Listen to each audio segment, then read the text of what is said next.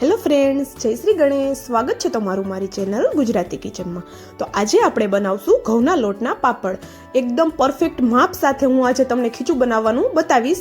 અને તમે જો આ માપથી ખીચું બનાવશો ને તો તમે પહેલી વાર પણ જો ખીચું બનાવતા હશો ને તો પણ તમારું ખીચું ખરાબ નહીં થાય. હું ગેરંટી આપું છું આ વાતની, કારણ કે હું એકદમ પરફેક્ટ માપ આજે બતાવવાની છું તમને અહીંયા ખીચું બનાવવા માટેનો. અને પાપડ પણ એટલા બધા સોફ્ટ બનશે અને પાપડ તમારો સુકાયા પછી તૂટશે પણ નહીં અને વણતી વખતે તમને કોઈ પ્રોબ્લેમ પણ નહીં આવે કે ચોટશે પણ નહીં ખીચી તમારી. એકદમ સરસ એવું તમારું ખીચું બનશે અને પરફેક્ટ પાપડ બનીને તમે પહેલી જ વારમાં તૈયાર કરી લેશો. તો તમે જોઈ શકો છો વિડીયોમાં એકદમ સોફ્ટ એવા આપણા પાપડ બન્યા છે. મેં તમને શેકી અને તળીને બંને બતાવ્યા છે. તો ચાલો આપણે બનાવવાનું શરૂ કરીએ. તો અહીંયા આપણે પહેલાં માપ જોઈ લઈએ. તો અહીંયા આપણે ઘઉંનો લોટ લીધો છે, એક તપેલું ભરી લીધું છે મેં. અહીંયા લોટ આપણે ગમે એ વાસણમાં ભરી લેવાનો છે પહેલાં. તો મેં અહીંયા એક તપેલું લીધું છે. તો તેમાં મેં ઘઉંનો લોટ રોટલી માટેનો હોય છે તે ભરી લીધો છે અને એને મેં ચાળી લીધો છે. લોટ ચાળવો ખૂબ જરૂરી છે, એટલે અહીંયા આપણે ચાળીને લોટ લેવાનો છે. અને અહીંયા મેં મીઠું લીધું છે અને પાપડનો જે ખારો આવે છે, પાપડ ખાર આપણે કહીએ છીએ, તે લીધો છે. આપણે જરૂર પડશે માપ હું તમને કહીશ આગળ, એ પ્રમાણે આપણે લેવાનો છે. અને અહીંયા મેં થોડું તેલ લીધું છે. તો હવે આપણે લોટવાળું વાસણ ખાલી કરી લેવાનું છે, કારણ કે આપણે તેમાં પાણી ભરશું અને એનો પાણીનો માપ જોશું. તો અહીંયા હું એક મોટા વાસણમાં લોટને પલટાવી દઉં છું અને આપણે એ જ વાસણમાં પાણી ભરી લેવાનું છે. આખું આપણે વાસણ ભર્યું હતું લોટનું, તો આખું વાસણ આપણે પાણીનું ભરી લેવાનું છે. તો અહીંયા મેં આખું વાસણ પાણીનું ભરી લીધું છે. તમે ઘરની ગમે તે વસ્તુનું માપ લઈ શકો છો. તો અહીંયા હું તમને ગ્લાસ અને લોટો બંને બતાવું છું, તમે ગમે તેનું માપ કરી શકો છો. તો અહીંયા આપણે પાણી ભર્યું છે, તો ખારો અને મીઠું આપણે કેટલું લેવું એ માટે આપણે અહીંયા ગ્લાસનો કે લોટાનો માપ લેવાનો છે. તો એક મોટું વાસણ લઉં છું જેમાં આપણે પાણી ઉકળવા મૂકવાનું છે. તો હું અહીંયા ગ્લાસનો માપ બતાવું છું, તમે લોટાનો માપ પણ લઈ શકો છો. તો જો કેટલું પાણી થાય આપણે જોઈ લઈએ. તો આ 2 ગ્લાસ થયા, આ 3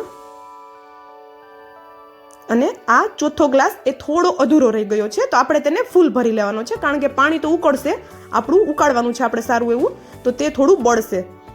તો આપણે અહીંયા આખો ગ્લાસ ભરી લીધો છે, એટલે 4 ગ્લાસ પાણી લીધું છે આપણે, એટલે કે 2 લોટા પાણી થશે અહીંયા. તો તે પ્રમાણે આપણે અહીંયા મીઠું અને ખારો એડ કરવાના છે. તો આ પાણીને હવે આપણે ઉકળવા મૂકી દેવાનું છે. તો 2 લોટા પાણી થયું છે આપણે અહીંયા. તો હવે આપણે પાણીને ઉકળવા મૂકશું. અને ખીચું બનાવવા માટે હંમેશા આપણે મોટું જ વાસણ લેવાનું છે, કારણ કે હલાવતી વખતે આપણે એમાં તકલીફ ન પડે. તો અહીંયા હું 1 ચમચી પાપડનો જે ખારો આવે છે તે લઉં છું અને 1.5 ચમચી જેટલું અહીંયા મીઠું લેવાનું છે આપણે. જો હું થોડા મોરા પાપડ બનાવું છું એટલે 1.5 ચમચી લઉં છું, અને તમારે જો પરફેક્ટ ખારા પાપડ બનાવવા હોય તો 2 ચમચી તમારે મીઠું લેવાનું છે. એટલે કે 2 લોટા પાણી હતું આપણે, તો 1 ચમચી ખારો જશે તેમાં અને 2 ચમચી મીઠું જશે. પાણીને આપણે 5-10 મિનિટ જેવું, 10 મિનિટ તો આરામથી તેને ઉકળવા દેવાનું છે. આવી રીતે 3 થી 4 વાર પાણી ઉકળે એટલું પાણી ઉકાળવાનું છે અને પછી તેને ગેસથી આપણે નીચે લઈ લેવાનું છે. અને તેમાં આપણે 2 થી 3 ચમચી જેટલું તેલ એડ કરવાનું છે. રોટલીમાં જે મોણનું કામ કરે છે તેલ, તે જ કામ અહીંયા આપણે પાપડમાં આ તેલ કામ કરશે. તો આપણે તેમાં પહેલાં હલાવવાનું નથી, લોટ એડ કરી દેવાનો છે. તો અડધાથી થોડો વધારે લોટ હું અહીંયા એડ કરી દઉં છું. બધો લોટ એડ નથી કરવાનો, કારણ કે આપણું પાણી ઉકળ્યું છે એટલે થોડું ઓછું થયું હશે, એટલે ખીચું આપણું કઠણ ન થઈ જાય એ માટે મેં અડધાથી થોડો વધારે લોટ એડ કર્યો છે અહીંયા. અને પછી આપણે તેને હલાવવાનું સ્ટાર્ટ કર્યા પછી આપણે તેને સરખું એવું એકદમ ફટાફટ હલાવવાનું છે, નહીંતર પાછા ખીચુમાં ગાંઠા પડી જશે. તમે અહીંયા કોઈની મદદ પણ લઈ શકો છો. જો ખીચું હજી વધારે ઢીલું લાગે છે તો હું અહીંયા પાછો થોડો લોટ એડ કરી દઉં છું. આવી રીતે જેમ જરૂર પડે એ પ્રમાણે લોટ એડ કરતું જવાનું છે. તો આવી રીતે સરસ એવું આને હલાવી લઉં છું. અને તમને જો મારા વિડીયોઝ ગમતા હોય તો પ્લીઝ વિડીયોને લાઇક અને ચેનલને પ્લીઝ સબસ્ક્રાઇબ કરી દેજો. અને બાજુમાં આપેલા બેલ આઇકોનને પણ પ્રેસ કરી દેજો, એટલે મારી નવી રેસીપીની નોટિફિકેશન તમારા સુધી પહેલાં આવે. તો જો અહીંયા આ રીતે સરસ મેં ખીચું હલાવી લીધું છે. અને પાપડ અહીંયા વણવા માટે આટલું ખીચું પરફેક્ટ રાખવાનું છે. બહુ આપણે એને હાર્ડ પણ નથી કરી દેવાનું, નહીંતર પાછું તેના પાપડ આપણે હાર્ડ બનશે, કડક બનશે. અને ખીચુંને સરસ એવું આપણે હલાવવાનું છે, એકદમ સરસ મિક્સ કરવાનું છે, જેથી કરીને કોઈ ગાંઠો પણ પડ્યો હોય તો તે તૂટી જાય, ભાંગી જાય. અને જો હું તમને બતાવું છું કેવું ખીચું મેં રાખ્યું છે ઢીલું એ. જો આવું સોફ્ટ, એકદમ સોફ્ટ એવું મેં ખીચું રાખ્યું છે.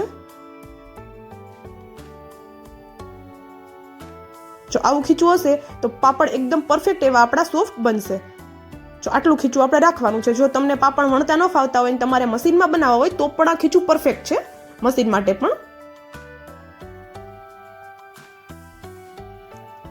તો અહીંયા હું હવે આપણે આને બાફવાનું છે. પહેલાં હું તમને બતાવી દઉં. આટલો લોટ મારો બચ્યો છે. આપણે જે માપ લીધું હતું તેમાંથી મારો આટલો લોટ બચી ગયો છે. પછી તમારા ઘઉં તમે કયા યુઝ કરો છો તે પર આધાર રહેશે. થોડું ઘણું વધારે પણ તમારો લોટ વધી શકે છે, કારણ કે તમે કયા ઘઉં લો છો એ પર આધાર રહેશે. વધારે કંઈ ફેર નહીં પડે, પણ પરફેક્ટ માપ જ છે આ. થોડો લોટ બસ તમારો એક્સ્ટ્રા વધશે, બીજું કાંઈ આમાં આગળ પાછળ આપણું માપ નહીં થાય. તો આવી રીતે હવે બાફવા માટે એક સ્ટીમરમાં મેં પાણી એડ કરી દીધું છે અને તેને આપણે ગરમ થવા રાખી દેવાનું છે. અને આવી રીતે કોઈ કાણાવાળું વાસણ લેવાનું છે અને તેમાં આપણે ખીચું બાફશું એ પહેલાં આપણે એને ગ્રીસ કરી લેવાનું છે. ખીચુના આવી રીતે નાના નાના ટુકડા કરી અને આપણે એને આવી રીતે એડ કરી દેવાનું છે. આપણે એને દબાવવાનું બિલકુલ નથી, નહીંતર ખીચું બફાતા બહુ વાર લાગશે.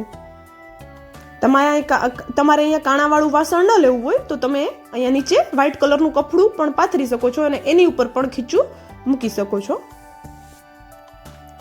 પણ કપડું આપણે એકદમ આછું લેવાનું છે. તો આવી રીતે મેં બધું ખીચું ગોઠવી દીધું છે. મેં અહીંયા થોડું જ બનાવ્યું છે વિડીયો માટે, એટલે એક વખતમાં આવી ગયું છે. તો મેં બધું આવી રીતે ગોઠવી અને તેનું ઢાંકણ ઢાંકી અને 10 મિનિટ જેવું આપણે આને સ્ટીમ થવા દેવાનું છે. ત્યાં સુધી આપણે આને ખોલવાનું નથી. 10 મિનિટ તો આરામથી લાગશે જ. તો તમે જોઈ શકો છો ખીચું બફાયા પછી એનો કલર પણ સરસ ચેન્જ થઈ ગયો છે. તે પીળું દેખાય છે. પહેલાં આપણે થોડું લાલ દેખાતું હતું.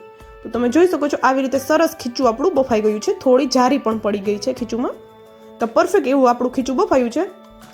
તો ખીચુંને આપણે સરસ એવું બફા દેવાનું છે. તો આપણે હવે પાપડ વણવા માટે અહીંયા એક આવી રીતે નીચે કપડું પાથરી દીધું છે. સાડી કે ગમે તે તમે લઈ શકો છો. અને ખીચુંને આપણે ગરમ ગરમ જ કૂણવવાનું છે. તો આવી રીતે અમે એક બનાવીને રાખ્યું છે ખીચુંને કૂણવવા માટેનું, જે પ્લાસ્ટિકનું છે. અહીંયા આપણે પ્લાસ્ટિકની તમે બેગ પણ લઈ શકો છો, પણ પ્લાસ્ટિકની બેગ થોડીક વધારે હાર્મફુલ હોય છે. આ પણ હાર્મફુલ હોય છે, પણ આ એટલું નથી હોતું, કારણ કે જાડું હોય છે. અને ખીચુંને આપણે ગરમ ગરમ જ કૂણવી લેવાનું છે, નહીતર પાછું તે ઉપરથી હાર્ડ થઈ જશે, તેની પર પપડી જેવું આવી જશે, તો પછી વણવામાં પ્રોબ્લેમ થશે. અને આવી રીતે જો આવી રીતે કપડામાં કપડું નથી, આ શું કહીએ આને, પ્લાસ્ટિકનું જે આવે છે તે છે. તો તેમાં આપણે લઈશું તો આપણને ગરમ પણ નહીં લાગે. તો આવી રીતે ખીચુંને સરસ એવું આપણે પહેલા કૂણવી લેવાનું છે. જો સરસ એવું મેં અહીંયા કૂણવી લીધું છે આને. અને જો એકદમ સોફ્ટ એવું આપણું ખીચું છે, તમે જોઈ શકો છો. અને આપણે આને આમાં જ રાખવાનું છે, એટલે તે ઠંડુ ન થાય. અને પછી આપણે હવે પાપડ આના બનાવી લેવાના છે. હું અહીંયા પાપડ વણું છું. જો તમને વણતા ન ફાવે તો પાપડ માટેનું મશીન આવે છે, તેમાં પણ તમે બનાવી શકો છો આરામથી. આ મશીનમાં પણ આ ખીચુંના પાપડ બનાવશો તો એકદમ સોફ્ટ થશે, કારણ કે આપણે અહીંયા ખીચું એકદમ સોફ્ટ રાખ્યું છે. પણ વણવા પણ બહુ ઇઝી છે. તમે ટ્રાય કરશો, તમને ન આવડતા હોય તો આરામથી બની જશે. બસ આને હળવા હાથે વણવાના હોય છે.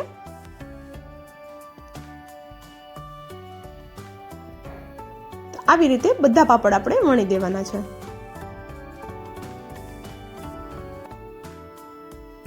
અને હું મારા બધા વિડીયોમાં માપ એકદમ ઇઝી બતાવું છું. ઘરની કોઈ પણ વાટકી અને ચમચીનું માપ બતાવું છું, જેથી કરીને બધાને આરામથી સમજમાં આવી જાય. તો તમે જોઈ શકો છો આવી રીતે પાપડ ફટાફટ આપણા વણાય છે, કારણ કે ખીચું આપણું એકદમ સોફ્ટ છે.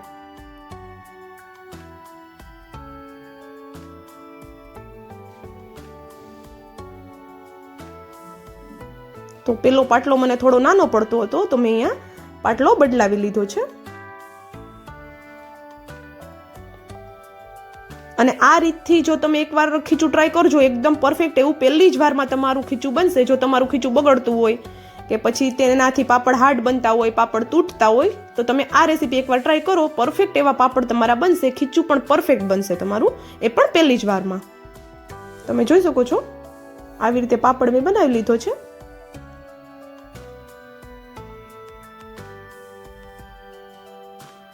તો આપણે તેને હળવા હાથે હવે પાટલા પરથી લઈ વેલણ પર અને સુકાવી દેવાનો છે.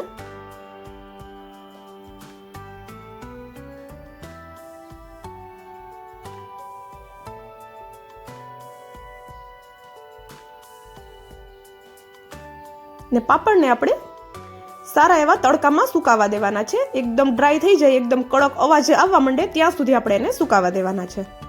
અને પછી તમારે આને ગમે તે એરટાઈટ ડબ્બામાં ભરીને રાખી દેવાના છે. અને પાપડ વણતી વખતે તેલનો થોડો ઓછો યુઝ કરવાનો છે, નહીંતર પછી આપણે પાપડને રાખશું તો તેમાંથી તેલની વાસ આવશે.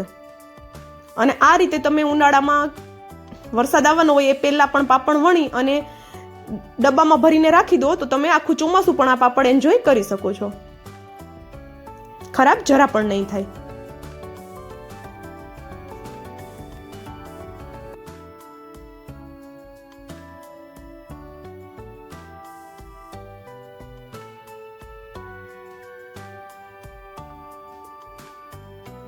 તો જો મેં બધા પાપડ વણી લીધા છે.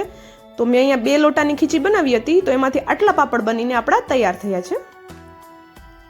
તો અહીંયા મારે 45 જેવા પાપડ બન્યા છે. પછી તમારી ઘરે કેટલું ખીચું ખવાય છે એ પર આધાર રહેશે કે તમારે કેટલા પાપડ બનશે. તો અહીંયા પાપડ મારા ડ્રાય થઈ ગયા છે, તો મેં લઈ લીધા છે બધા. તમે જોઈ શકો છો એકદમ સરસ એવા પાપડ આપણા બન્યા છે. એકદમ આછા પાપડ બન્યા છે. જો મેં એકદમ સરસ આછા બનાવ્યા છે, કારણ કે ખીચું સોફ્ટ હતું. તો આપણે જેવા પાપડ બનાવવા હશે એવા પાપડ આપણા બનશે. હાથ મારો દેખાય છે, જો એટલા આછા પાપડ છે.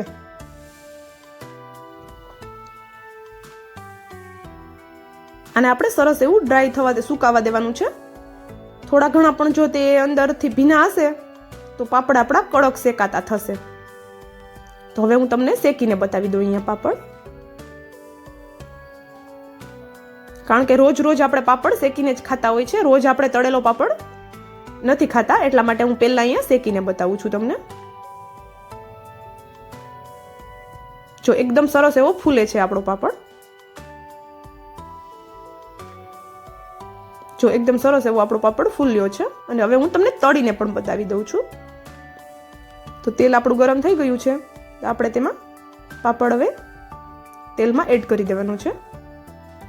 તેલને આપણે સારું એવું ગરમ થવા દેવાનું છે, નહીતર પાછી પાપડ હાર્ડ થશે. જો એકદમ સોફ્ટ એવો પાપડ બન્યો છે ને, અડતા જ ભૂક્કો થઈ જાય એવો પાપડ બન્યો છે.